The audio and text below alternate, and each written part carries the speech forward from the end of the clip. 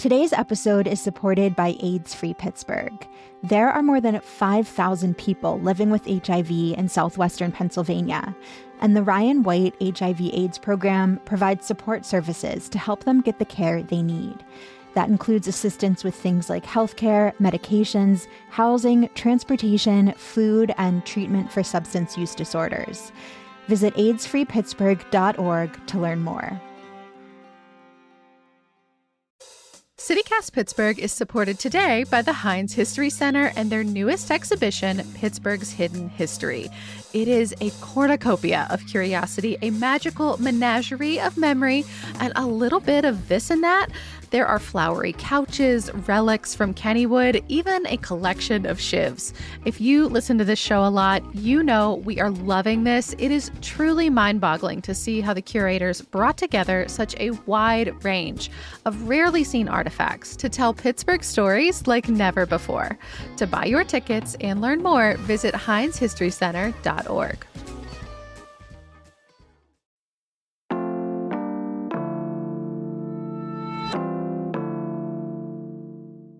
Today on CityCast Pittsburgh, all the drama around inclusionary zoning is back and bigger than ever. Mayor Gainey might even veto a thing he has been pushing for over a year. Our airport is declining to play a controversial video from the Department of Homeland Security, and they are also prepping for the new terminal's big reveal. Plus, you do not want to miss your chance to party with a 12-foot raccoon. I'm with CityCast Mallory Falk and Sophia Lo talking about some of the biggest stories of the week.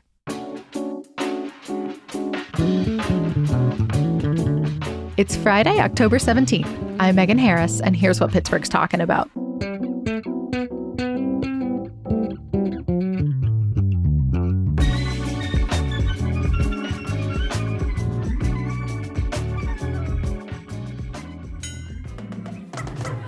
Pittsburgh is the place to be. Bridges as far as the eye can see. A bridge, bridge, bridge, and bridge. Welcome to the pit.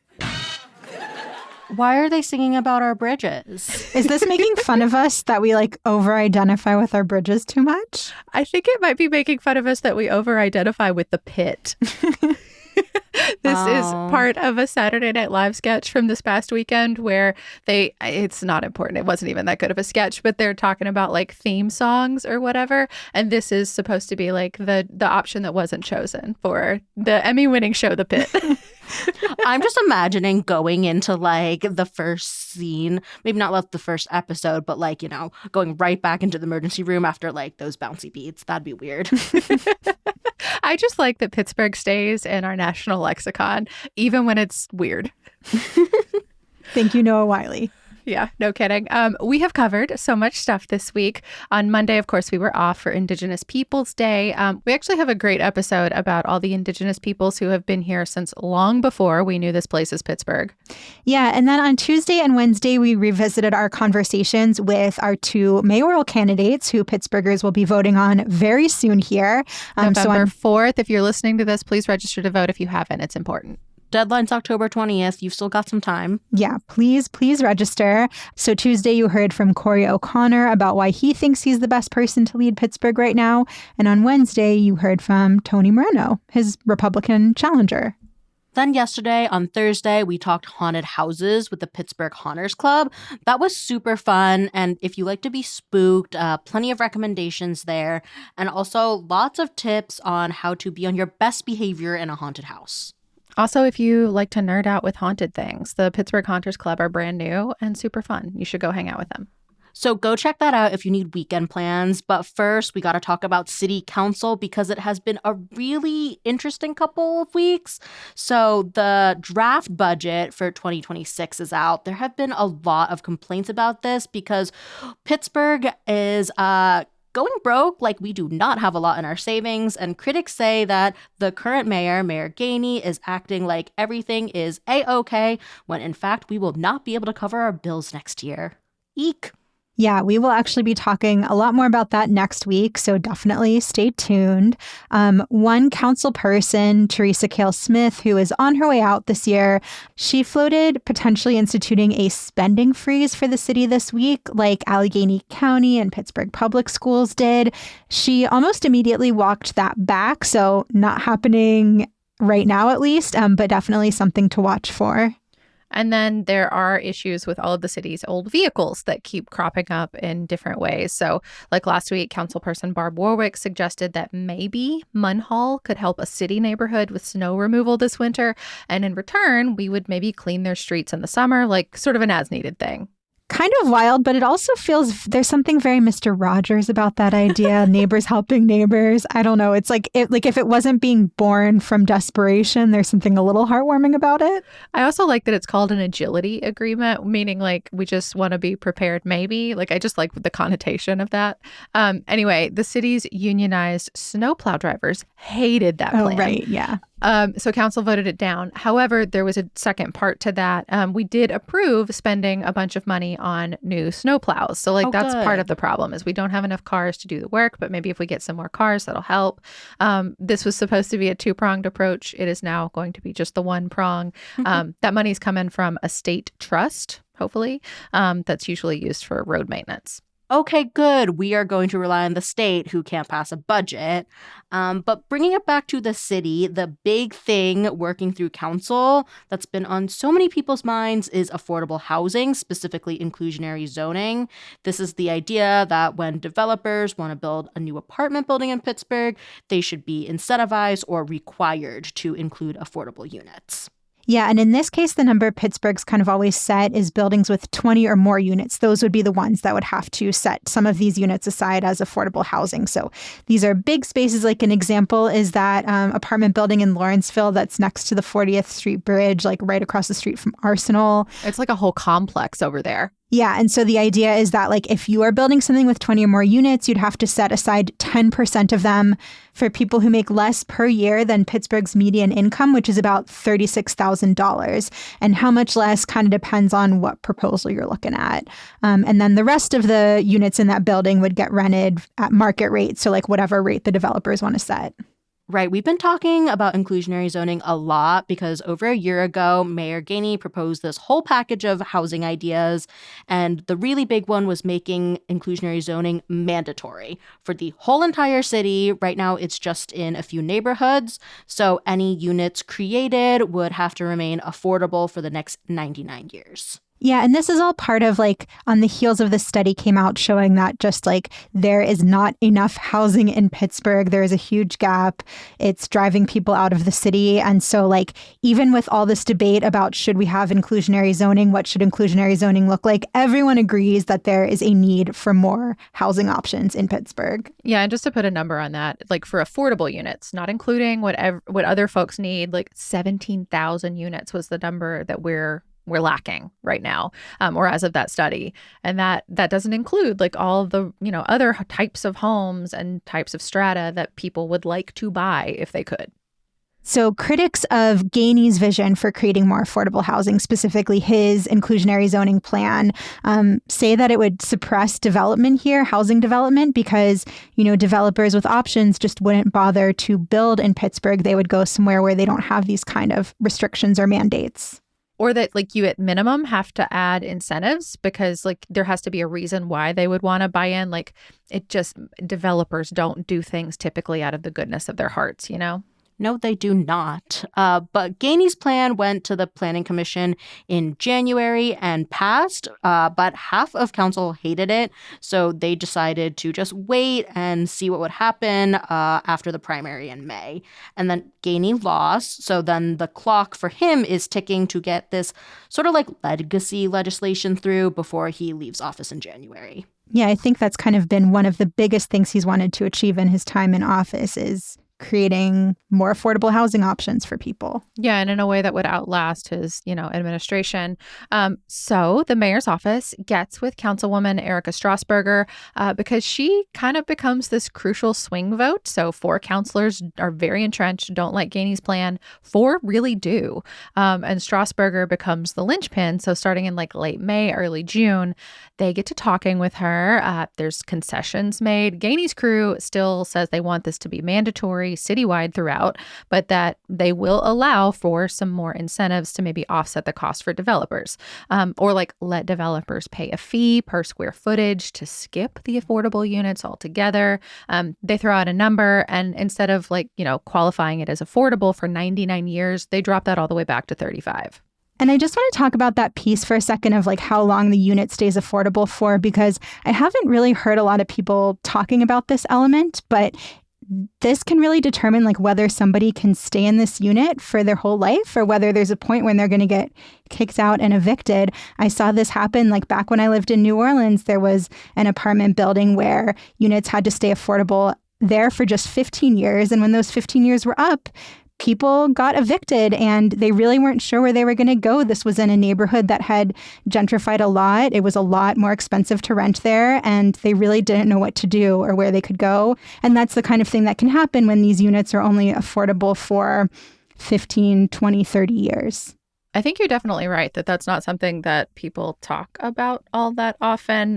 Granted, I haven't watched every single second of the 2+ hours of public comment over the last week and a half, but still, I'm not hearing as much debate about that one. And I think it's a really important piece of this. Anyway, a few weeks ago, the mayor's team makes, I guess, its last best offer, so to speak, to Strasburger. They do not hear back right away from her. They think no big deal. Then last week, Strasburger files an amendment in council about an hour before council is set to meet. So just to clarify here, not a separate proposal. This is not a new thing, but one to amend Gainey's plan to change it. So this would formalize some of those incentives, drop the years. In this case, she suggests dropping it in place down to 20 years. So, Gainey originally was 99. They concede maybe down to 35. She sets it at 20. This would also lower the amount per square footage that developers would need to pay if they want to skip the whole process. And crucially, they would make the whole thing voluntary. So developers could get some great stuff if they agree to play ball on affordable housing and include these units. But with her plan, they get to choose. I feel like making this voluntary to me just seems less of an inclusionary zoning plan now and more like developer incentives. But that's my personal opinion. What about Strasburger? Why did she want to change this so drastically? Well, it's interesting you say that because actually the name of her plan is a bonus program. It's called the inclusionary zoning line is gone completely. I talked to her about all of this week after the amendment was formally introduced in council because it got delayed a week. We won't get into it. But it did pass the second time it was brought up. Again, split 5-4, she being the deciding vote. And they all city councilors voted to send it back to the planning commission, which going into this, there was some debate about whether the planning commission would need to talk about it again because they already passed Gainey's plan before. Technically, this is still Gainey's plan. So she says that her whole purpose behind this is to try to find a policy that is perhaps not in its final form, but could work and hopefully help the city right now, a medium-term solution.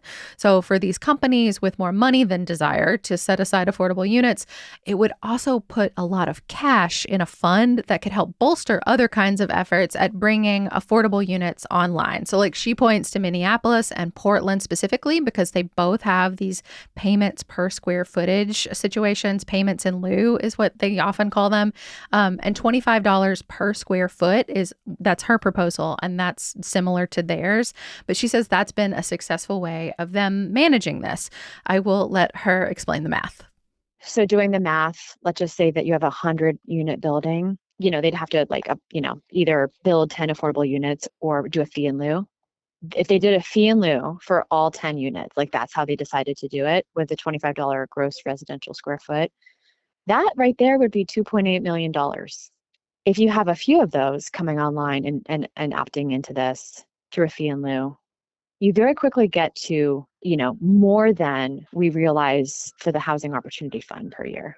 So again, from her conversations in other cities, she says there are organizations similar to Action Housing, for example, here in Pittsburgh. She's not speaking for them, but just like that's a type of organization that really love these payments in lieu because they make all the other affordable housing projects possible. And everyone in a city can maybe get in a home a little bit faster. Like it can feed the system. Again, not a permanent solution, but like something to at least get some shovels in the ground.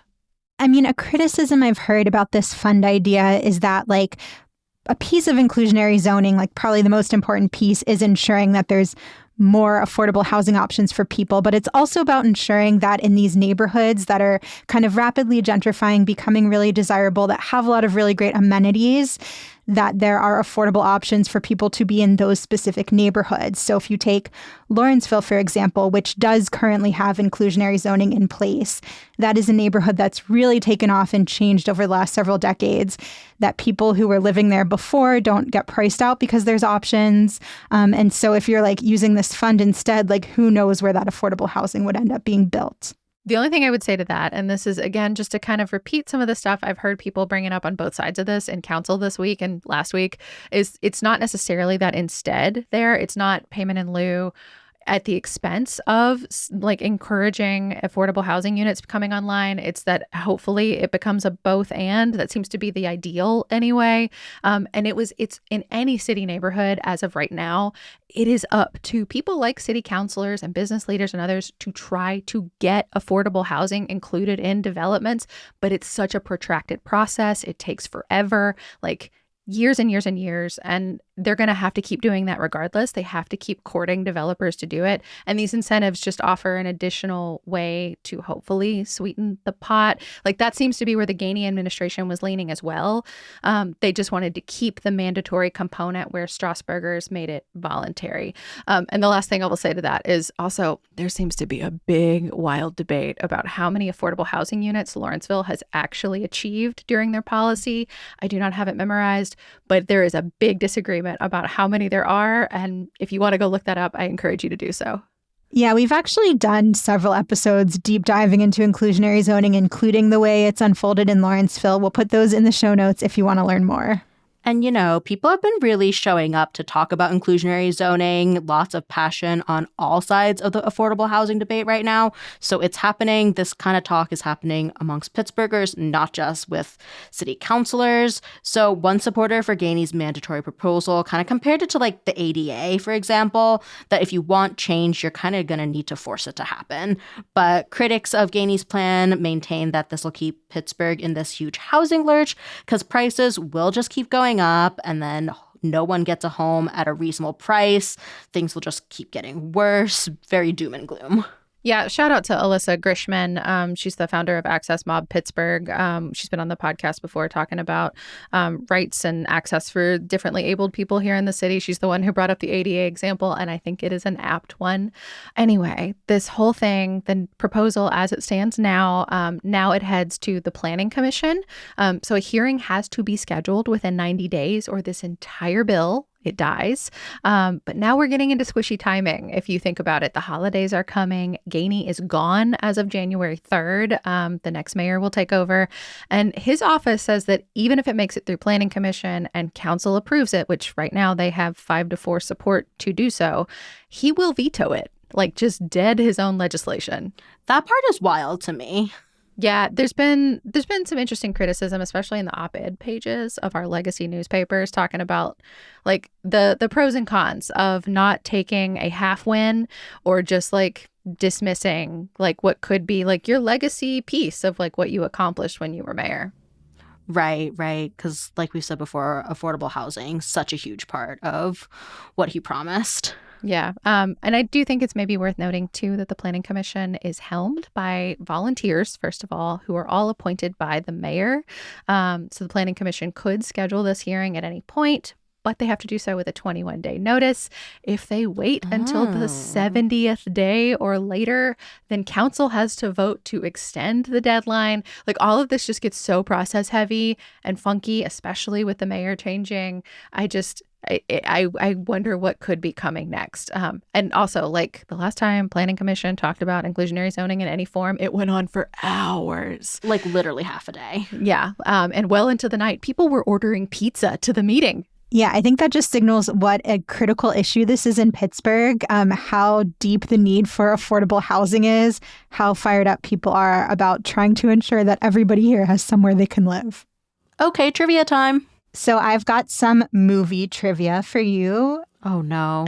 Sophia, I thought movie trivia you'd have a better shot at than sports trivia. No, I don't really watch a lot of movies, so it's pretty much Marvel pre-Infinity War. I am trying to get better at my Pittsburgh film knowledge, but I would say I'm still solidly subpar.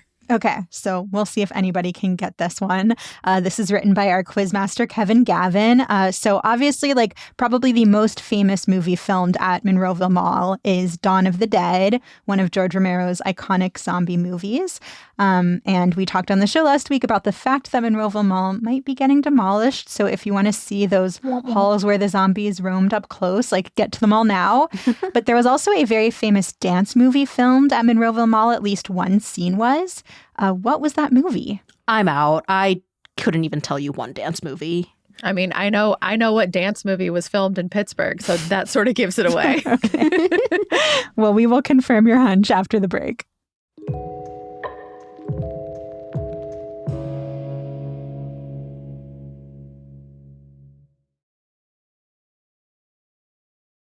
Today's episode is supported in part by the Pittsburgh Opera. If you have been looking to dip into the world of opera, the perfect performance is coming up. The Pittsburgh Opera is putting on Puccini's La Bohème at the Benedum Center, and the show opens this coming Saturday. It is a passionate love story between the seamstress Mimi and the poet Rodolfo, and of course it is set in Paris, the perfect setting for this. And while you're at the theater, you will feel all the feels. The show is going to make you laugh and also bring you to tears because the music is just so captivating and the story is absolutely riveting. This is a really timeless performance, and the opera actually inspired the musical Rent, so if you're a fan of that, definitely grab your seat at La Bohème. Tickets start at just $20 and the performances run from October 18th through the 26th. There's even free childcare at the Sunday matinee, so if that sweetens the deal, definitely make sure to book that in advance. Learn more at pittsburghopera.org/citycast. The picketers who stand outside Planned Parenthood health centers are bullies, plain and simple. They try to shame healthcare providers and volunteers and shame patients. They also spread lies and misinformation. More than 3,300 picketers stand outside Planned Parenthood of Western Pennsylvania health centers each year. Well, October is National Bullying Prevention Month, so let's do something about it. This fall, PPWP is relaunching the Pledge a Picketer program, the easiest way to fight back directly against every one of these protesters outside. You select a monthly gift level, which is based on the number of picketers outside PPWP health centers. And for 1 year, you've ensured that every anti-abortion extremist outside also helps keep Planned Parenthood open. It's the perfect way to stand up to bullies compromising access to healthcare. Join the PPWP Pledge a Picketer program and be part of this powerful direct response to extremist attacks on healthcare. Visit bit.ly/ppwpcitycast. That's bit.ly/ppwpcitycast.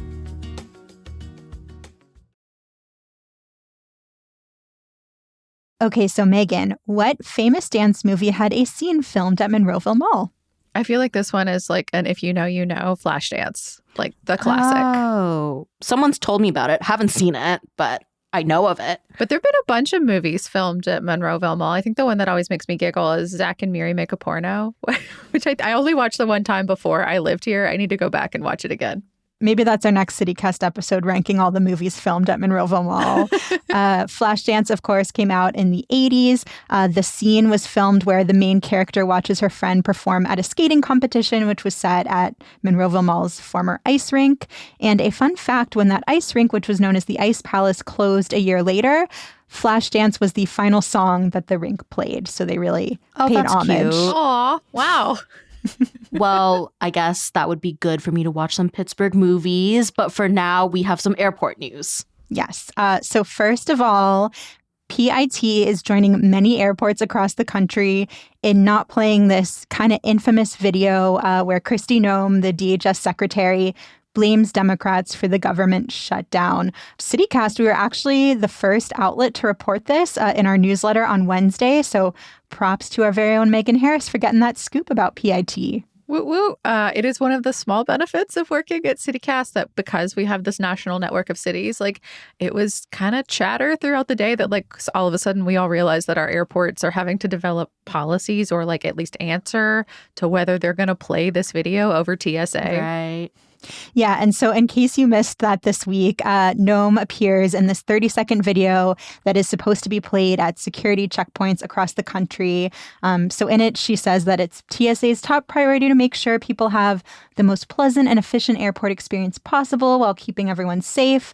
However, Democrats in Congress refuse to fund the federal government, and because of this, many of our operations are impacted, and most of our TSA employees are working without pay. If I were TSA, the last thing I would want is someone thinking about the fact that I am here as unpaid labor in this moment. You know, like what a rude thing to say while you were at work. I also want to say, like, this isn't, like, the part about the shutdown is new, but, like, I have seen the Kristi Noem video at the TSA checkpoint recently while flying. It's just a bunch of, like, blah, blah, blah, TSA safety. I don't know. It was very easy to tune out. Oh, so she's had like a different version of this running before, and now this piece about the shutdown got added. Yeah, I don't think it's ever played at PIT, at least while I've been there, but I think I saw it like sometime in September when I was flying out of South Carolina. Interesting. I didn't realize that. Yeah, I mean, also, I feel like it goes without saying, like the whole like using TSA, using federal property to put forth a political message, like first of all, inappropriate, but second of all, inaccurate. Like Republicans run the government. And I mean, Megan, it's not just like inappropriate. I mean, a bunch of the airports that are not playing this video are saying they have policies in place where they cannot show partisan political content. That makes sense. And, you know, people have also been bringing up this law called the Hatch Act, and that says there are certain kinds of political activities that members of the executive branch cannot engage in, and this probably falls under that.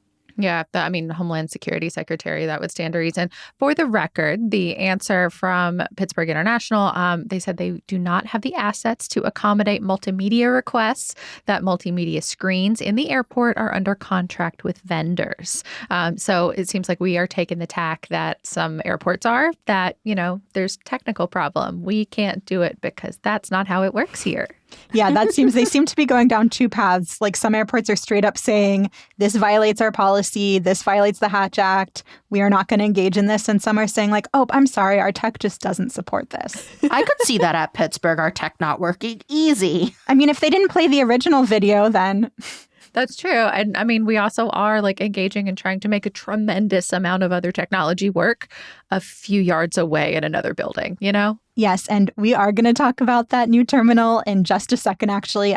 But one thing to wrap this that I just thought was kind of interesting, I caught this segment on All Things Considered, talking about the fact that it's unlikely that Noem would face consequences or penalties for violating the Hatch Act because... First of all, the agency that enforces this act and investigates complaints against officials for violating it or allegedly violating it, that agency, like so much else, is closed right now because of the shutdown. Oh, right. Perfect. Right. Okay. Of course. But also that, like, in the past, the punishment for violating the Hatch Act has been, according to an expert they interviewed, paltry. So you can get, like, a warning or get reprimanded. You could get suspended or removed from your position, which does feel like sort of a big deal. Big. Kristi Noem is not getting suspended for this. I mean, I don't think she is either, but like that does feel like a real consequence. The Trump administration has to have one brunette. She said it herself. Diversity, DEI hire.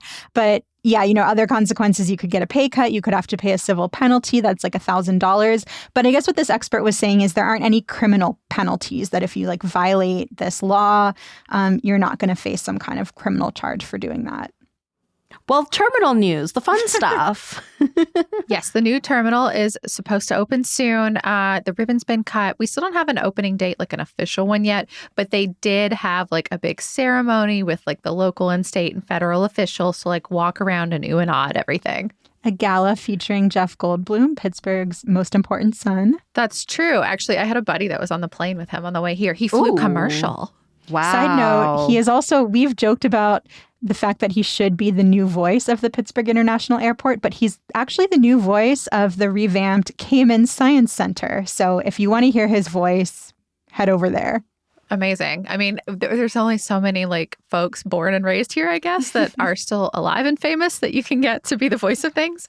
Anyway, before they do this big opening to the public, allegedly right before Thanksgiving, they're going to do another trial. So that's the thing where they stress test the whole system, where everyone gets to come in and like pretend to be a grumpy, harried traveler. This sounded really fun. I would have signed up to be grumpy if it weren't at the airport, just because I hate being at the airport.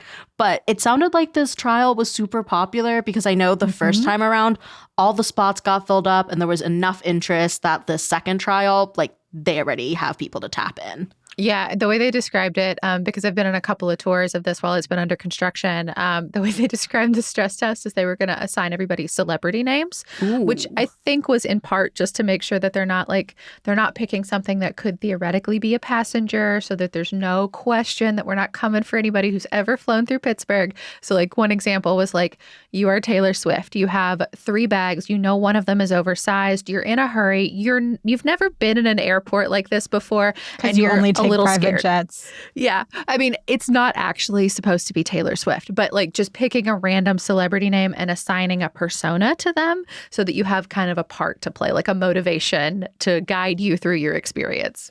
That sounds really fun. But Megan, you're the person out of the 3 of us who's actually been to the new terminal. Correct. Like, what do you like about it? At least, in its almost good to go state. Yeah, I mean, the last time I was there a month ago, they had a lot left to do, but they made a ton of progress since the first time I was in there. I like the light, first and foremost. There's big, huge windows and little bitty windows all over the whole thing. So, like, it just feels much brighter and more open. I feel like the old airport, the current airport, feels a little bit like a pit, if you know what I mean. Like, there are windows, but it just feels kind of dark in there. It's got a little bit of that casino, I don't know what time of day it is, vibe. Yeah, just a teeny That is bit. exactly how I feel anytime I go into an airport. There's none of that in the new terminal. So a reminder, this is all the stuff you experience up to going through security. So nothing, once you're like getting on the plane, like all that stuff is still the same. But quicker, faster security. It more than doubles our capacity for Pittsburghers to get in and out of the security lines.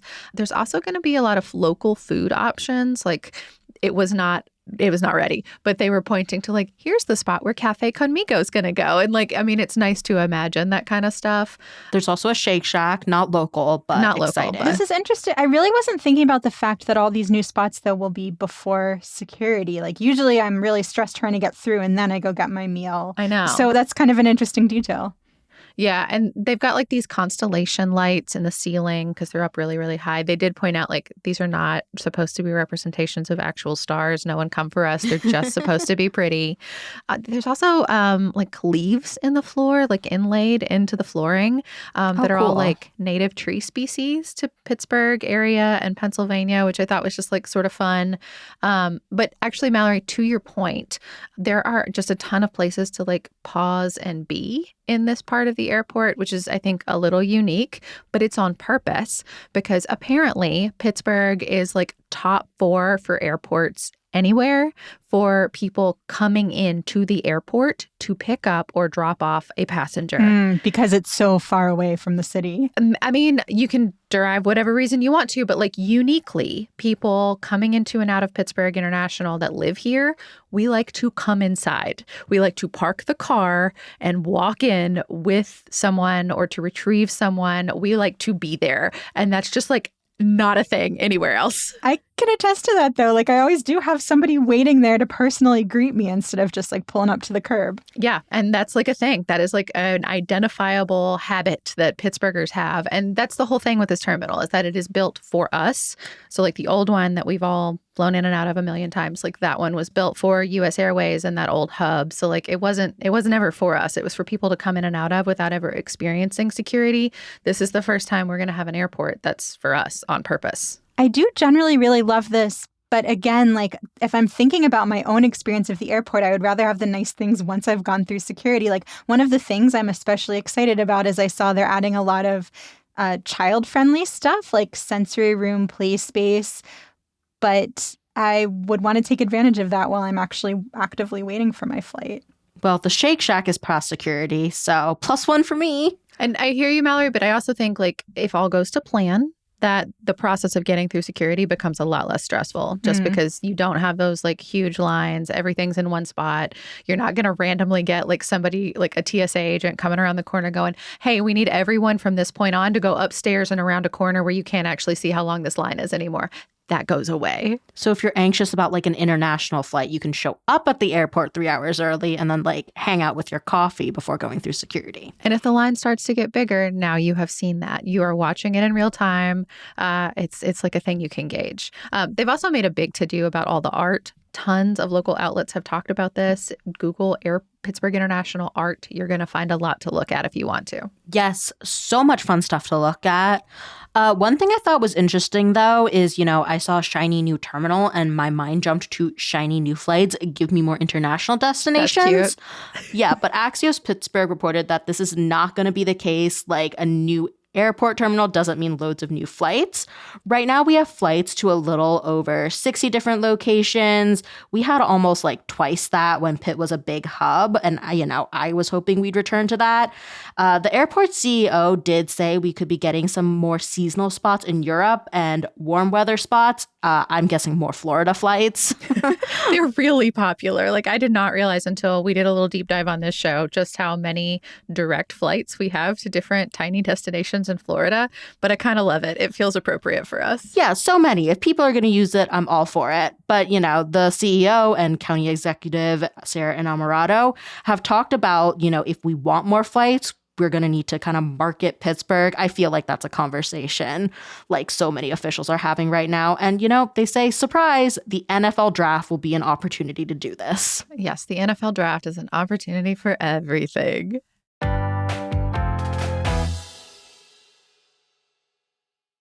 Hi, I'm Michael Ziviak, Chief Revenue Officer of CityCast. Why do most of us want to learn a new language? It's because we want to speak it out in the real world with real people. Babbel gets you there fast. My daughter's a senior in high school, and after she graduates, we're taking a father-daughter trip to Spain. I know, she's spoiled, but that's on me.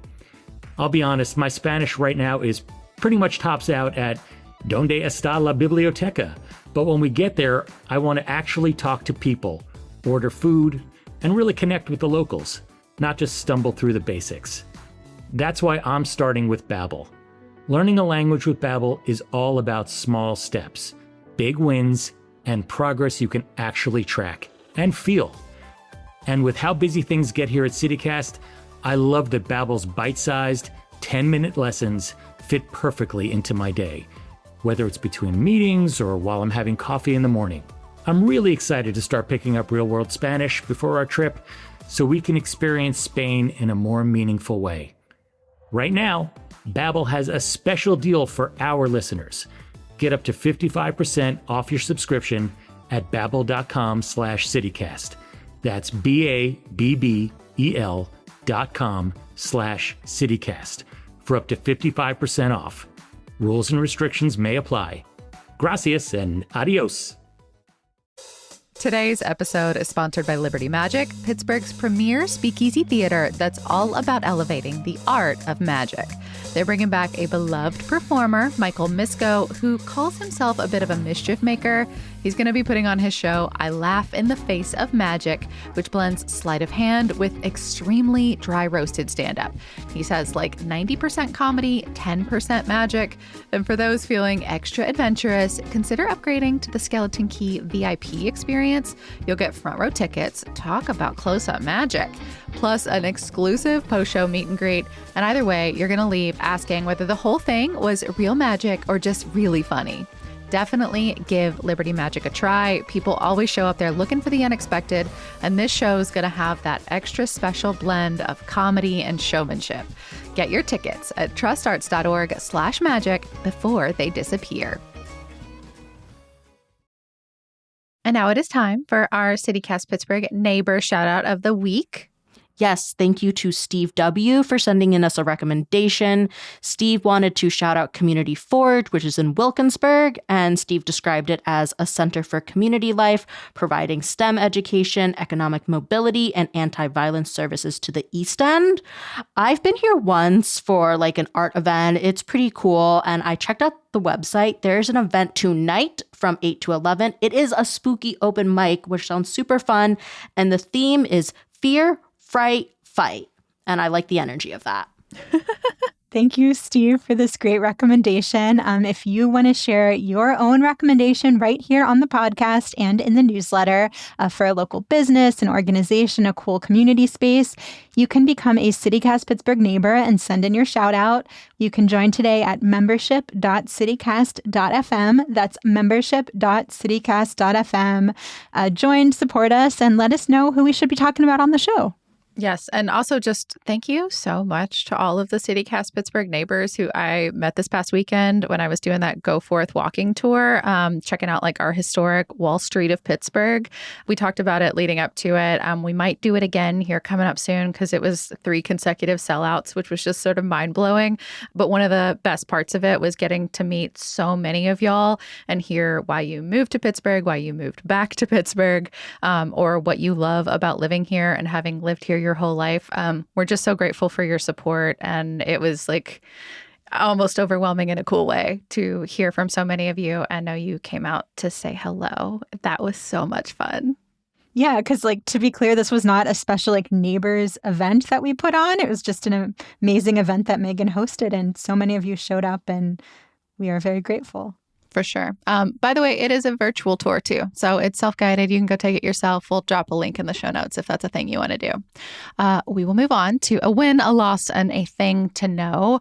The thing to know this week, interesting. A born and bred Pittsburgher is now the new editor-in-chief of CBS News, and wow, that is a choice. Her name is Barry Weiss. She grew up in Squirrel Hill, went to Shadyside Academy. She's got an interesting past, interesting, colorful work history. Yeah, personal disclosure here. I knew Barry as a teen. I have a lot of thoughts about the path she has gone down and where she's ended up. And we will be discussing what that path is. Yeah, so she's worked at a bunch of prestigious outlets, so like Wall Street Journal, New York Times, but she left that job to found this anti-woke publication called The Free Press. It's published essays and articles with titles like, I used to hate Trump, now I'm a MAGA lefty. I thought I was saving trans kids, now I'm blowing the whistle. And NDEI, that one was written by Weiss herself. One other piece that I've seen get a lot of attention is the Free Press published a piece that was basically nitpicking cases of starvation in Gaza, including starvation cases involving children, which and that's really is also gross. A choice. Yeah. Yeah, in case you missed it this past Sunday, John Oliver on his HBO show Last Week Tonight did an entire takedown of her career, her belief system, and what she could or might not mean to the state of news generally. Paramount, which owns CBS, they just bought the Free Press for $150 million. So that's how she got to this position. So now she's the editor-in-chief of CBS News, and that is a position that did not exist before. Yeah, and all of this has raised a lot of eyebrows, not just because of all the things we just mentioned, but also she doesn't have experience with TV broadcast news. She does not have much reporting experience. She was an opinion editor. As one outlet put it, she has, quote, little history in helping journalists navigate the challenges to finding facts. She's just not good at finding facts. A lot of the stuff in the Free Press, like a lot of the claims they made about trans kids, that has been debunked. Yeah. And again, I'm just going to shout out that John Oliver piece, too, because it's the entire show where he debunks a bunch of it and talks about like how in a lot of cases, they knew that they were lying. They knew. Anyway, it'll be interesting to see what exactly she does in this position. I read an interesting piece in The Verge about how, at least this writer says she's kind of doomed because broadcast TV news is, quote, going to die no matter what you do, end quote. Like I've seen a lot of people talking about the fact that broadcast TV news, like it has an older viewership. It's kind of not the future of media. And so this is a losing position for whoever would take it. But working for a high echelon of Paramount, like it's probably not going to hurt your career. Yeah, I'm sure she will be fine. Reminder, I feel like this is an appropriate place to put this. We also have a No Kings protest coming up on October 18th. Several of them. Yes. So this is a continuation of that big mobilization effort that's been happening over the summer, leading up to, during, and even beyond Trump's big military parade. Yeah, the goal of No Kings generally is to push back against Trump's policies. Last time the big demonstration was during the military parade. This time it is happening during the government shutdown. So multiple protests all around Pittsburgh. I think the biggest ones will probably be the one at the City County building and another one at Allegheny Commons Park. I've also seen both Beaver and Butler counties promoting events too. I'm guessing there are probably more in some of our outlying counties, but I've heard anecdotally that in some of these more rural spots, they tend to keep their plans a little bit closer to the vest until like right before the event. They're just a little bit more nervous, but they all have newsletters. I've found a bunch of them. If you or a family member want to go, want to know what's coming up, or want to get involved. Yeah, that's really smart. But if you do want to attend a protest in Pittsburgh, you can find the details pretty easily online, so you can figure out the time and everything. I also recommend brushing up on what your rights are. Like the ACLU always has really great resources, so you can, walk into a protest feeling prepared, knowing what's legal and what's within your First Amendment rights. Okay, so now for our loss, Pittsburgh City Paper, our local alt weekly, it will no longer have a print version, at least not weekly. So City Paper, it has been around for 34 years. I'm sure you have seen it if you've ever been to like a coffee shop or on a corner in Pittsburgh. It's kind of everywhere. And free, which always made me wonder about the business model, but like it's been such an incredible resource over the years, especially for our arts community. It really has. I will say that like when I moved away from Pittsburgh, every time I would come back and visit and pick up an issue of City Paper, it would kind of remind me how much stuff was happening here. And like, I'm not going to say it was the most important influence in deciding to move back here, but it really kind of was this like steady drumbeat of there is cool stuff in Pittsburgh. There are things to explore here. It really did help factor into my decision. But now it, printed its last weekly edition, at least for right now, this week. Yeah, and there's been some bad news that came along with that. They made some layoffs, lost 5 people. The plan right now is to transition to 4 issues a year. So they're just going to like print issues, and so to keep publishing online. So the first one's going to be coming out in December. I think they'll have big themes, though I'm assuming they'll probably be a little bit more robust because the weekly paper's been pretty trim. They're still going to do their signature Best of Pittsburgh party and issue and contest. Still going to be online. There was a letter from the executive editor, Ali Tracta, that explained this was a decision made because of rising costs and decreasing revenue. I think and I hope that folks can continue to be doing really great work online, but it is sad to be losing a physical form of media when there's so few forms like this anymore, and when this has been kind of an institution here for decades. But I also think it's worth maybe like just keeping the silver lining in mind that like a lot of outlets that you probably read or depend on here in Pittsburgh, many of them are online, including us. Like us, yeah. Yeah. So, it doesn't prohibit them from doing amazing work if they want to chase that. And hopefully maybe frees them up just a little bit because they don't have to worry about the print product. It's so expensive and so time consuming. Yeah. And it's definitely an end of an era, but maybe the beginning of a new one. Totally. And while we're talking local media, I just want to also throw out a reminder that we are at the 3-year anniversary of the Post-Gazette strike this month. Yeah, so reminder, this started with 5 unions. One struck on October 6th, 2022. That feels wild to say out loud. Mallory, you and I have both had babies since then, whole babies. Yeah, new people have come into this world. The other 4 struck out on October 18th. 4 of those unions have since dissolved. So there's one left, one still on strike. They've got a couple dozen editorial workers. So that's like reporters, copy editors, photographer, like that. Those would be the names that you know if you're familiar with following the Post-Gazette. And County Council actually issued a proclamation to recognize these striking journalists this month. If you want strike updates, you can always check out the union strike paper. So this is online. It's called the Pittsburgh Union Progress, PUP. The website also has a link to donate to the strike fund if you want to support the workers in that way. And you can even get a strike t-shirt if you want.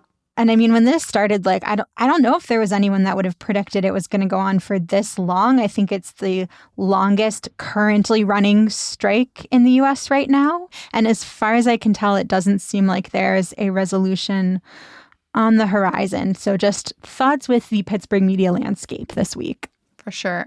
Sophia, I believe you have a win for us. I know it involves a raccoon, but I don't know anything else. I'm so excited. Giant raccoon. What is the giant raccoon? So this is an art installation, not a real animal. Wait, really? To make that clear. So this is going to be, well, it's actually up now. So this is this is so sculpture. cute. Yeah, it's really fun. It's a sculpture in Rainbow Raccoon Park in Millvale. So now in Millvale, you can see a 12.5-foot metal raccoon statue. It's like very geometric. And the park itself is pretty new too. That opened up in April. Axios Pittsburgh reported that this big art installation's part of Millvale's push to, use some of their underutilized, overlooked spaces and just have the community drive this effort.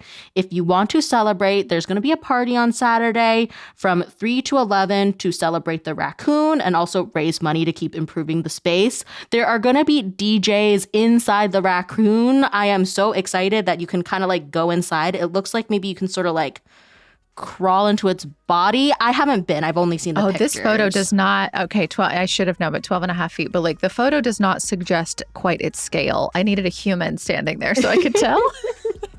I am so excited to have a picnic inside the raccoon one day. I will absolutely be doing raccoon dinner. This is really cute. This is a total win. Good job, Sophia.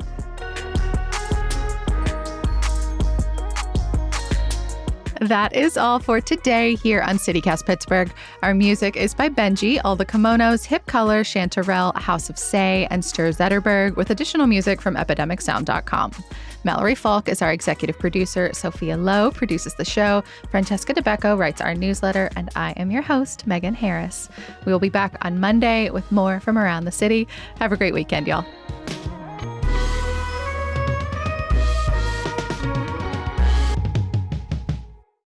Do you think if enough people complain about not having a way to get to Pittsburgh easily, they'll put in a train after the NFL draft? Absolutely not. Because people's complaints do not give us billions of dollars to build the train.